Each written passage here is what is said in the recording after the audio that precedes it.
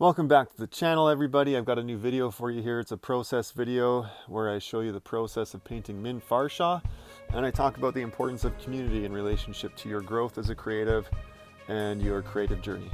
Hope you enjoy it.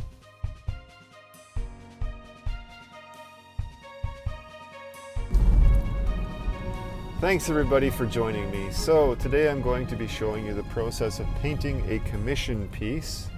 The subject is Min Farshaw from the Wheel of Time book series, Elmindrida if you prefer. And this project was really interesting and cool for me. I was approached through my Etsy store by Jessica, my commissioner, and she is a wonderful lady. I had an amazing time collaborating with her. I will put some links below to her Instagram page and information about her. She is a cosplayer and she's working on some work right away here for her costumes for this year. She had said that she's hoping to take them to Emerald City Comic Con, and with all this COVID-19 stuff, I mean, that's an uncertainty. But I really hope that she's able to create what she wants to create and have success sharing it. So I wanted to say thank you to her and for the opportunity to work with her. It was really wonderful. Really happy with how this piece turned out. Of course, most of my Wheel of Time work has been featuring the actors that are cast for the show. This piece is void of that because no one has been, well, as far as we know, we don't know the casting yet for Min. I'm assuming she has been cast because they're pretty much finished almost filming the first season. So, with that said, I think that's a great leap-off point into what I want to talk about today. I've been wanting to do a video for a long time about community and the importance of community in relationship to our creative journeys, our creative endeavors.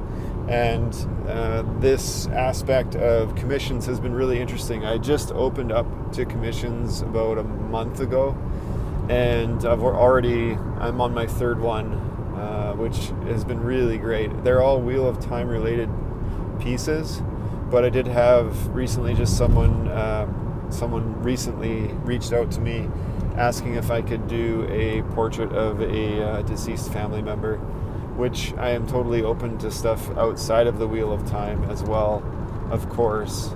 I just want to do a lot of portraiture and figure work, and so if there's anything specific that anybody has that they would like to inquire about, you can reach out to me through best way is either through my Etsy store, through a direct message, or through Instagram, through a direct message as well.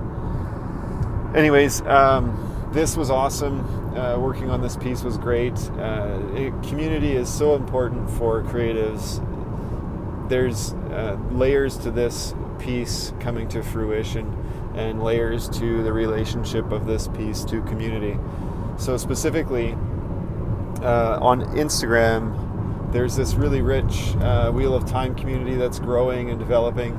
There's already a pre-existing batch of creative people that are really enthusiastic about the Wheel of Time, that are fans of the story and of the medium. You can actually find them on all over the internet, but specifically on Instagram, it's the Weaves of the Wheel community.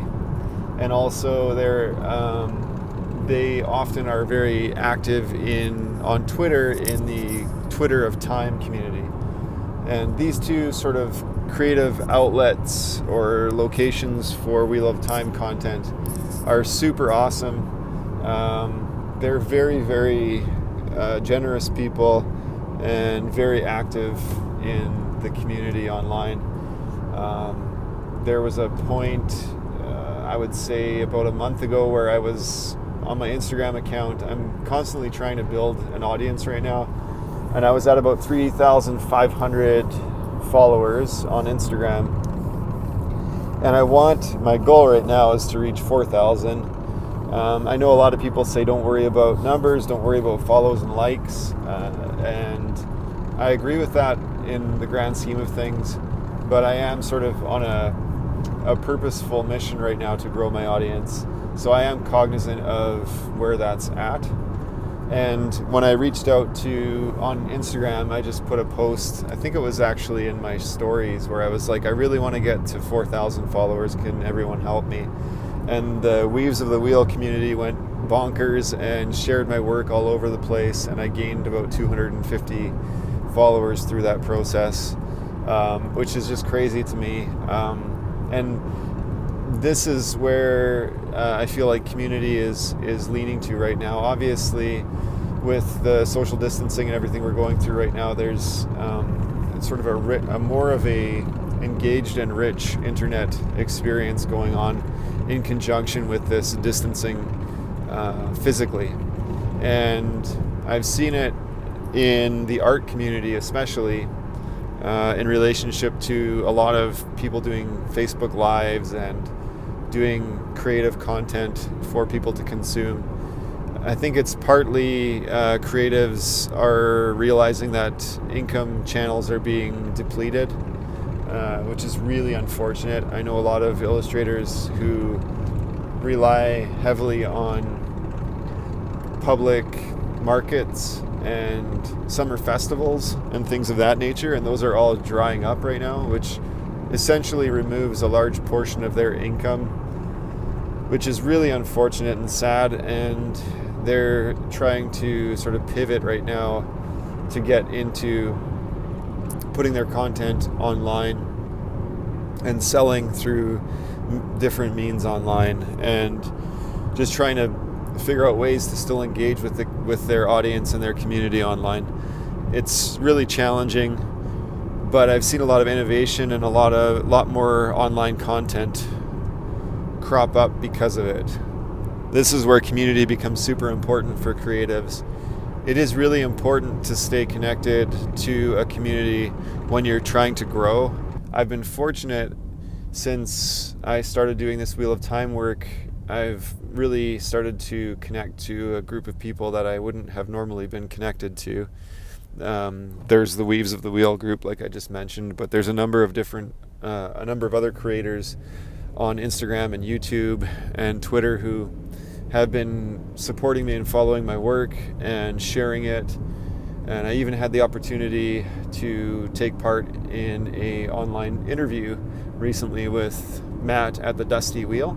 And I'll put a link here to that interview if you're interested in listening to it. I had a wonderful time sitting down and talking with him about my Wheel of Time art and about the Wheel of Time book series. He did a great job interviewing. He's such a great facilitator of conversation, and I really felt comfortable, and I felt like it went really well. I would love for you to check it out and let me know what you think. But those kinds of opportunities are the kinds of things that don't come unless we are connected to a community of some kind. And I recently gave a talk at my illustrators group. We're called Central Alberta Illustrators. It's just a group that meets through Facebook.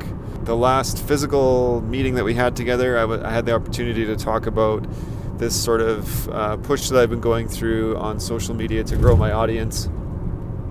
And I just shared some of my approaches and stuff to that.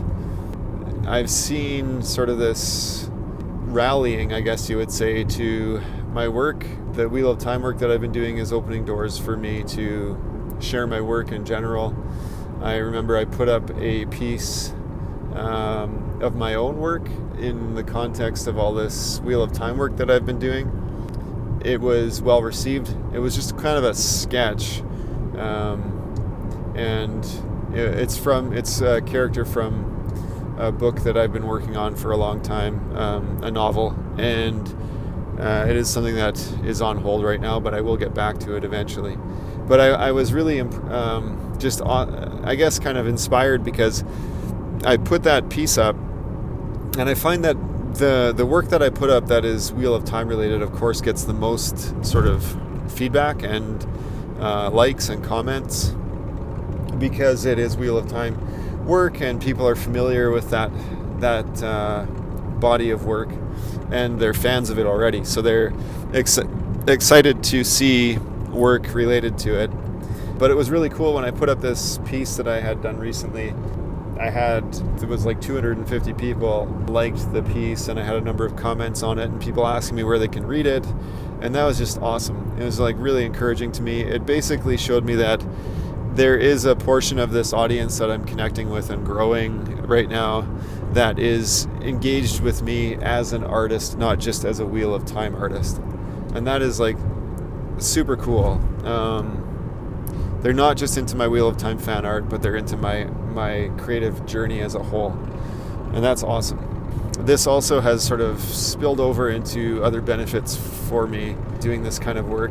I have been making some sales recently on my Etsy store, which is really great. And I've also received interest from a couple new patrons on Patreon. For those of you who aren't familiar, I said this in my interview with Matt on the Dusty Wheel, I really think we're kind of entering this sort of neo-Renaissance period, is sort of the way that I'm looking at it, where creatives are starting to have the opportunity to connect directly with their audience and to find people that are willing to support them directly. Very much like artists of old used to have to do when they would be commissioned by larger bodies like the church. So a lot of artists back in the day, in the Renaissance time, artists used to be highly supported by the church, then they were commissioned to do large works of sort of a spiritual content for the church. And they would often that was their whole life basically, was creating artwork and painting, and they would get supported by people to do that. That to me is like a dream. I think that's most creatives' dream, would be to be able to do that kind of thing. Just focus on the work that they like to do and create the things that they are passionate about, and then have people consume it and be excited about it. And we're kind of entering a time when that is becoming a possibility. So Patreon is a really great platform that creates this opportunity for people to support artists directly. And if you consume artwork online, if there's somebody who you think is really great, I highly encourage you to see if they've got a Patreon page. Most of the Patreon pages and creators on there have an option for supporting them at like $1 a month. And that's really nothing. For me to give $1 a month, I support a handful of creatives on there. And to give $1 a month is really not a lot. It's not much for me to do that. It doesn't stretch me very far. But if those creatives get, 10, 20 people supporting them, and that becomes something, right? It generates something for them. I mean, if I could get, 5,000 patrons on Patreon, and they all were just giving me $1 a month, I would have the freedom to do whatever I want to do creatively, and that'd be just incredible. I encourage you to look into that, to share and talk about it with people that you know who are into the arts and interested in supporting creative people. The creative people are taking a hit right now, just like everybody else is economically, and they need your support. Even if you just go onto Instagram or find them wherever and just give them a comment and a like and share their work around, that's huge. It's absolutely huge. And that's like the community aspect for creatives. The community is so important because it supports us not just financially but emotionally. And I really believe that creatives are highly emotional for the most part, and we sort of thrive off of people's feedback and their interest in our work. And so just giving someone a comment saying, "Hey, great job, this looks awesome," is so awesome. It's really, really important. So take some time out of your day, find a creative person, and just give them a little bit of support in that way. I truly encourage you to do that. And as creatives, I encourage you to engage with your audience. So when somebody comments on something or likes something that you do take a little bit of time just to say thank you, or like a smiley face or anything. I know that I've seen sort of People appreciate that. They like to be engaged with you, and it sort of builds some sort of reciprocal engagement in our work. So, online conversations, of course, are very important, right? Creatives have a lot to offer the world in terms of our perspective and our thoughts, and I encourage you to just be authentic and do what you think is right. I just want to go back for a second to talking about the Illustrator group that I'm a part of. If you're a creative and you don't have a group of creatives that you are associated with, you need to find a group. You need to find people that are like-minded, that are doing similar creative work, and you need to start engaging with them. The support and camaraderie that you will find there is hard to quantify, the value of it. It is essential to your capacity to be able to create and grow as a creator. And you can do this just by sort of reaching out to people through Instagram, looking for groups on Facebook. If you live in a particular city, you could probably find a local group that does that meets together or talks about specific types of work. Society of Children's Book Writers and Illustrators has some really good groups if you're interested in children's books or writing creative content for kids. So yeah, do that. Reach out, look for some stuff and find it. It's essential. Find a group online that is creating or that is interested in the kind of work that you create. And what I mean by that is looking for groups that are of a like mind or are into a specific story world or anything like that. So for example, for me, I've found incredible value in reaching out to and becoming a part of a community that focuses on the Wheel of Time. It's been really awesome. So if you're into, romantic fiction, look for some groups online that are into that similar stuff and go find it. Or science fiction or whatever. There are groups out there and they would enjoy seeing your artwork associated with their property, the properties that you're all fans of. As we know, I believe right now online content is on the rise. A lot of creatives are creating stuff. Organizations like Bobby Chu and Schoolism. There's a number of online digital school type learning environments where creatives can find a lot of content right now, and they're really pushing stuff and really taking advantage of this situation and creating more and more content. I encourage you to look for those things online. You, as a creative right now, have an opportunity to grow and to push yourself. So take some time, look online, do some searches for things that you want to grow and understand, and I'm sure that you will find it. Those communities can also be very supportive and valuable as well in terms of helping you grow as a creative. Make some comments on YouTube videos, make some comments on Instagram, find other people that are into that kind of content and that are doing some of the exercises and stuff, and just share with them that experience and that journey, and you will find some camaraderie and some growth, and you'll feel better about stuff. So do that. You have to do that. What I do want to end with is just a thank you to my patrons.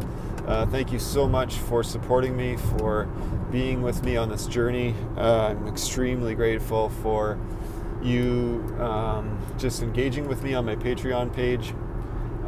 Thank you for just being there with me through this whole creative journey that I've been on.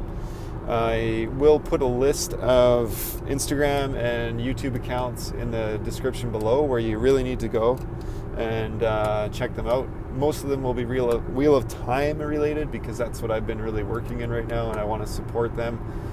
They've been very supportive of me and sharing my work, and so thank you very much, everybody on the Wheel of Time train on Instagram and YouTube and Twitter.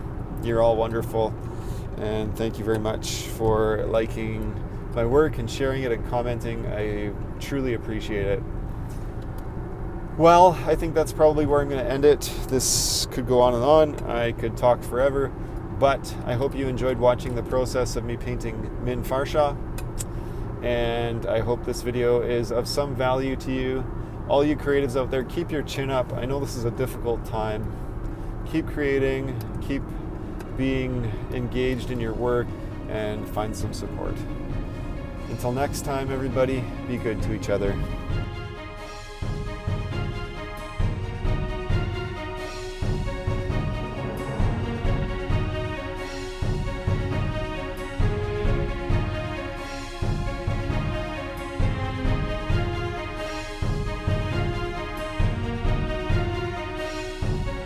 Thanks for watching this video. If you'd like to see more content, please click one of the videos on the screen.